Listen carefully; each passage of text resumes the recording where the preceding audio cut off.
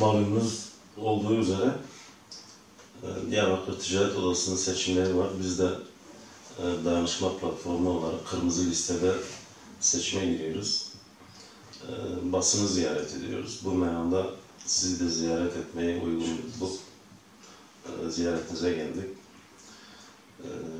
Hem kendimizi anlatalım hem hasbihal edelim. Şu anda Diyarbakır Ticaret Odası'na bütün gruplarda 4 liste giriyor.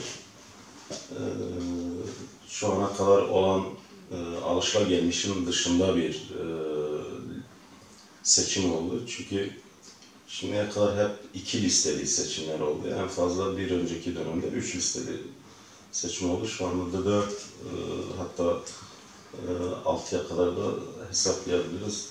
Bazı gruplarda birer liste giriliyor. Seçimin genel atmosferi iyi, adayların birbirlerine karşı proje bazlı konuşmaları, projelerini öne sürmeleri güzel bir gelişme. Bunun inşallah Diyarbakır'ımızın sanayicilerine, tüccarlarına hayırlar getirmesini temenni ediyoruz. Diyarbakır'ın ticaretini, Diyarbakır'ın sanayisini ileriye götürecek 4 ana etken görüyoruz. Birincisi tarımdır, tarıma dayalı sanayidir. İkincisi turizmdir. Üçüncüsü madenciliktir, yüzey madenciliği. Bunların geliştirilerek sanayiye dönüştürülmesi halinde Diyarbakır'ın ekonomisi çok ciddi bir yükselişe geçecektir. Diyarbakır'da halihazırda istihdamın %6'sı 7'si sanayi üzerinedir. Geri kalan istihdam tarım ve tarıma dayalı sektörlerdedir. Sanayinin bu istihdamdaki payının artırılması için bu az önce saydığım sektörlerin geliştirilip bu sektörlerin sanayileşmesini sağlamaktır. Şu anda bizde bakliyat ürünlerinin hemen hemen tümü yetiştirilir ama bakliyatla ilgili bir tane markamız yok. Bunun ihracatını ya Mardin yapar ya da Antep yapar. Bizim bu anlamda markalaşmış ürünler satabilmemiz için bu konuyla ilgili iyi bir yatırımın olması gerektiğine inanıyoruz ve bu konuda çalışmalarımızın olacağını söylüyoruz. Diyarbakır'ın sanayisi de, ekonomisi de 6-8 Ekim olaylarından bugüne kadar hep geriye doğru gitti. Yani sanayici zaten buraya gelemedi. Birçok esnafımız zaten çalışamadı. Birçok esnafımızın dükkanları tahrip edildi. Bunun bir daha yaşamaması için sorumluların biraz daha da dikkatli davranması lazım. İlgililerin, yetkililerin biraz daha dikkatli davranması lazım. Bunun ekonomiye yansıması kısa bir süre değil, çok uzun bir süre geçmesine rağmen halen devam ediyor. Yani o dönemde hatırlıyorum, bizim yurt dışından bir misafirimiz gelmişti. İl içine, şehir içine götürüp de onu otelde ağırlayamamıştık. Dolayısıyla öyle bir sorun yaşamıştık. Misafirimizi alıp çevre yolundan il dışına götürdük akşam olana kadar. Bu şekilde Diyarbakır esnafıyla, Diyarbakır sanayicisiyle çalışan il dışındaki, yurt dışındaki insanlar biraz daha da mesafeli bakıyorlar. Bunun ortadan kaldırılması için toplumun bütün dinamiklerinin ellerinden geleni yapması gerekiyor.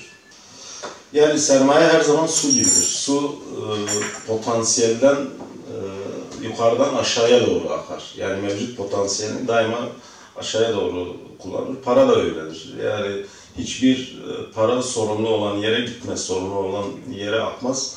Bunun önündeki en büyük engel toplumsal bir dayanışma, toplumsal bir huzur olgusunun oluşturulması ve bu olgu oluşturulduktan sonra Diyarbakır jeopolitik olarak ticaret merkezi yapılabilir bir yerdedir. Az önce de saydığım o sektörlerde, özellikle turizmde birçok avantaja sahiptir diğer komşu illere göre.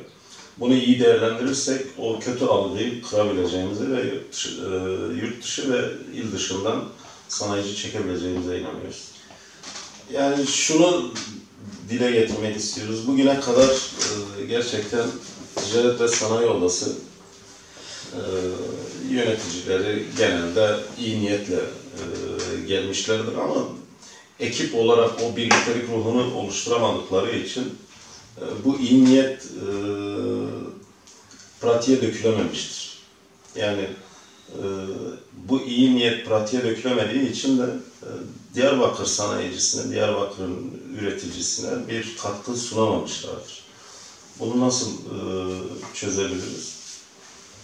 Birlikte bir ekip olarak, güçlü bir ekip, özellikle üretici, sanayici olan bir ekip geldiği zaman, birlikte çalıştığı zaman bu olguyu daha iyi bir şekilde yaşatırız ve daha iyi bir ortam sağlamış oluruz.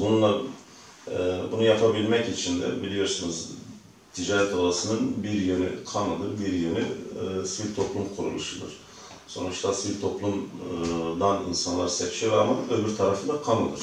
Yani kanunlarla yetkisi ve çerçevesi belirlenmiş bir kuruluştur. Her halükarda kamuyla birlikte çalışıyorsunuz ve kamuyla birlikte kararlar alıyorsunuz veya aldırmıyorsunuz. Bunun için hem sivil ayağını hem de kamu ayağını birlikte çalışıp birlikte bu şehrin ekonomisine katma değer üretmesi gerektiğine inanıyoruz. Bununla ilgili de çalışmaları yapacağımıza inanıyoruz. Bakın şimdi Diyarbakır'da sanayi istihdamımız çok düşük. Yani bu mevcut şirketlerin de kapatabileceği bir rakam değil. Çünkü Türkiye ortalamasıyla Diyarbakır ortalaması arasında %300 fark var. Yani Diyarbakır'da sanayi istihdamı %6 iken Türkiye'de %18 civarlarında. Bunu mevcut küçük KOBİ'lerin kapatması mümkün değil. Bu anlamda devletin stratejik yatırımlar kapsamında öngördüğü bazı büyük fabrikaların yani 3000-5000 istihdamın olacağı yatırımların buraya çekilmesi lazım ki Diyarbakır diğer Türkiye'nin ortalamasına çıkabilsin. Yoksa mevcut KOBİ'lerden 3-5 ya da 10-15 istihdamla biz o farka ulaşamayız. Bunun için özellikle mevcut stratejik yatırım bazında yatırımlardan bir tanesini buraya çekmek için elimizden geleni yapacağız. Bu yerli oto olabilir. Ve bunun dışında askeri yatırımlar vardır. Askeriyenin alımını taahhüt ettiği yatırımlar vardır. Bunlardan yapılırsa ancak o şekilde kapanır. Yoksa mevcut KOBİ'lerin alacağı 10-15 tane ya da işçiyle bu istihdamı %6'dan 18'e yükseltmek çok imkansızdır yani. Diyarbakır'daki şirketlerimizin, sanayicilerimizin, KOBİ'lerin şirket notları çok düşüktür. Yani bu neye göre derler? Mesela devredilebilir iş gücü baktığımız zaman Diyarbakır'da ortalama 3 aydır. Yani bu şu demektir, Diyarbakır'da 3 ayda bir personel değiştiriyor şirketler. Ama sürdürülebilir ve büyüyebilir şirket kategorisine yükselebilmek için bu oranı çok yükseklere çekmemiz lazım. Yine aynı şekilde kalifiye eleman, ara eleman, bunlarla ilgili bir sürü sorunlarımız var. Bunlarla ilgili de bizim şirketlerimizin, sanayicimizin biraz daha da güçlenmesi lazım.